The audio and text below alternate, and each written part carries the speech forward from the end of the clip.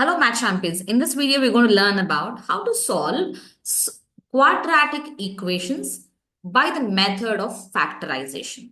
Okay, by factorizing it.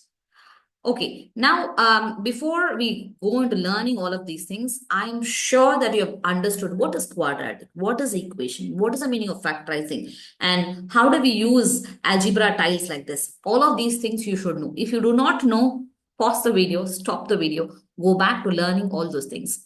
Assuming that you know what is quadratic. Quadratic means where the highest degree of the variable is 2. Okay, that is the meaning of quadratic. Equation means when you have an equal to sign, it's called as an equation. It is no more just expression. There's an equal to sign. Okay, and what does it mean by factorizing? We are going to convert this into something multiplied by something. That is called making it factors. Because factors means that which you multiply should give you the product, that the answer, right? That is the meaning of factorization. Just a quick recap I have done. If you want to know in detail what it is, go back to those videos and understand that. Okay. Now we know there's a quadratic equation. This is a quadratic expression. There's an equal to 0. And here again, one more quadratic expression is there, it is 0. The only difference between these two things is that there is a term with the x here. There is not a term with the x here. It's not there. We will see how to solve both of these things. There are multiple ways of solving these problems, these kind of problems. However, we are going to use the method of factorizing method. Means, okay, so basically now we have to factorize this side, left side, whatever is there, I have to factorize it, correct?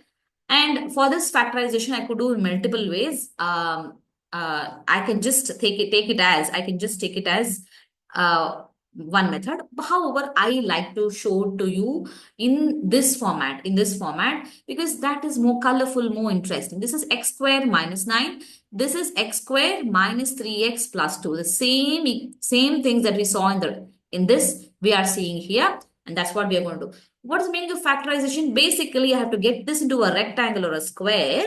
I have to make this entire thing into a rectangle or a square, right? As you have seen in the previous videos. And for that, I can do things which I like, which I want to do, right? What I'm going to do is I am going to take this entire thing and, I'm going to keep like this and I'm going to keep it here. And similar thing I'm going to do for this also. And I'm going to keep it here. I know I need a minus ones here. That means I'll have to use a minus x, right? I'll have to use a minus x, but I cannot use it just like that without adding a plus x. So I'm going to use a plus x here, right? Okay. Oh, I'm sorry. I have not got 9 here. Let me, so 9 means this is so much, right? Okay. So because I added a minus x, I'm adding a plus x, thereby nothing changes. It's plus x minus x is 0. Similar way, I'm going to do one more plus x I'm going to take and one more minus x I'm going to take so that it's balanced and nothing is extra. Okay. I'm not doing anything extra. I'm going to add one more plus x means I'm going to add one more minus x. Thereby, I'm not actually essentially adding anything extra. Whatever was there in the beginning, this part and this part, that only remains because these two together will become 0. These two together will become 0. These two together will become 0. Okay. So now I did all of that just to get this in the form of a rectangle or a square. That's all. Now if you see what is the length of this side, it is x plus 3. Right? 1, positive 1, positive 1, positive 1. Here is a negative 1, negative 1, negative 1. So the length of this side is x minus 3. So I can factorize this as x square minus 9 as x plus 3 multiplied with x minus 3. Because when I multiply the length and the breadth, I will get the area. And that is what I have got. X squared minus 9 is here. And this however becomes 0, 0, 0. So the totally x squared minus y 9 is the area inside this. Okay, I have factorized this. So I can go ahead and write here x plus 3 and multiplied by x minus 3. How I could have written directly about this is using this identity basically. Identity means some proven formulas that we can say for in algebra. What is the meaning? Whenever we have a square minus a square, that means subtraction of two squares, then I can write so not 9 square, it is 3 square. 9 can be written as 3 square. So whenever I have this, so this x plus 3 and x minus 3. These two when I multiply, I'm going to get like this. This is the identity. So I've got this much. Now how to solve it? Now think about this. Some number is there, A, okay? This some other number is there, B. What am I doing? I'm multiplying this A multiplied by B is equal to 0. That is what it says, right? That is what it says. Now, when is this possible? When can to multiplication of some two numbers can be 0? Is when either this is 0 or this is 0.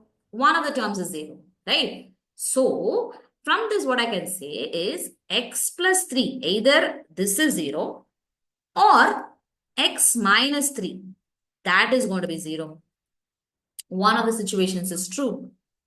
What do we mean by this? X square minus 9 is 0 means what? X square minus 9 is this one. This itself is 0. That means the area becomes 0. When will the area become 0?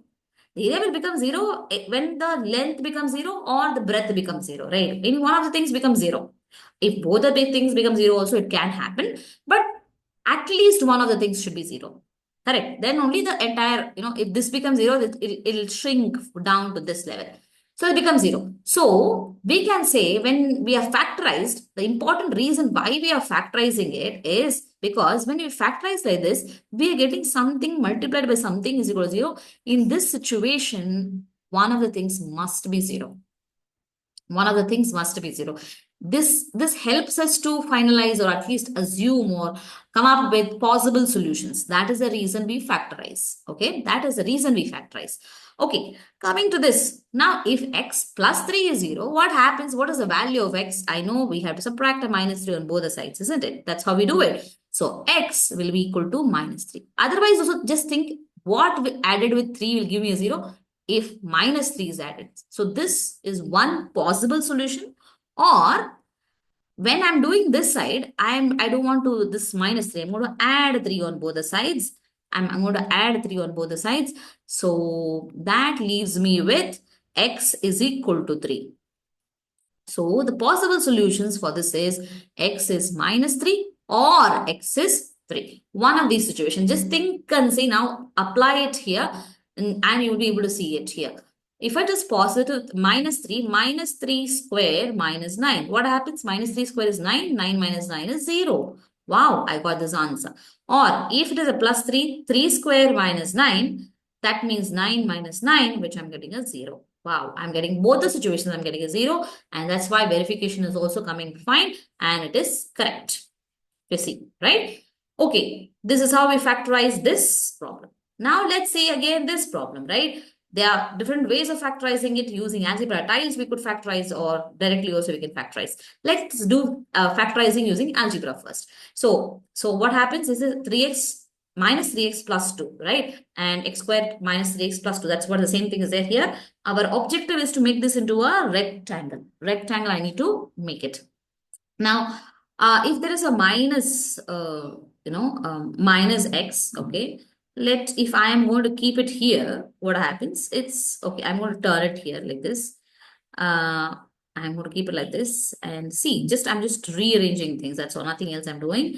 Okay, wow, I was able to rearrange. Now, how does this positive one also come in? Let's see. This length is minus 1. This length is minus 1, right? When I'm multiplying this and this, I'm going to minus 1 multiplied by minus 1 gives a positive 1. So again, minus 1 multiplied by the minus 1, I'm getting a positive 1. So, logically it is correct. Correct. And also I've got a rectangle now. I've got a rectangle now. So the length of this is x minus 1 minus 1. So it's a minus 2. This much is x. Remember, this side is a minus 1, but this length is a x, right? This length is x plus 1. So the entire length x is sorry. And this length is minus 1, not 1. Why? If you see here, what is happening? There is this minus 1 here, right? There's a minus 1. So this is a minus 1. So this is let me write it neatly for you people to understand better. So this length is minus 1. That is how minus 1 multiplied by a minus 1, I got the area is 1, right? The area could be 1. The length is, if you see the top, it is a minus 1. So it is a x minus 1 on this side. Okay, so when I'm factorizing x square minus 3x plus 2, and when I factorize, I'm getting it as x minus 2 multiplied by x minus 1. This is when we have used algebra tiles. Can we do it directly without algebra tiles when we're doing it? Yes, we can do it. What is it we found out? That this should be a product, and when we take the product, and we can take the factors, right? This is the product, means we have to take factors. The factors are 1 and 2 only. And it's a positive 2. That means there's two possibilities, 1 and 2, or a minus 1 and a minus 2. These are the two possibilities. Which of the possibilities, when I add together, gives me a minus 3? This is the one that gives me. So this is the factors that we are looking for. So this side, I can write this as x squared. This minus 3x can be written as minus 1x minus 2x plus 2. The plus 2 is coming from here, is equal to 0. And then I'm going to group this together. So x is common out of it.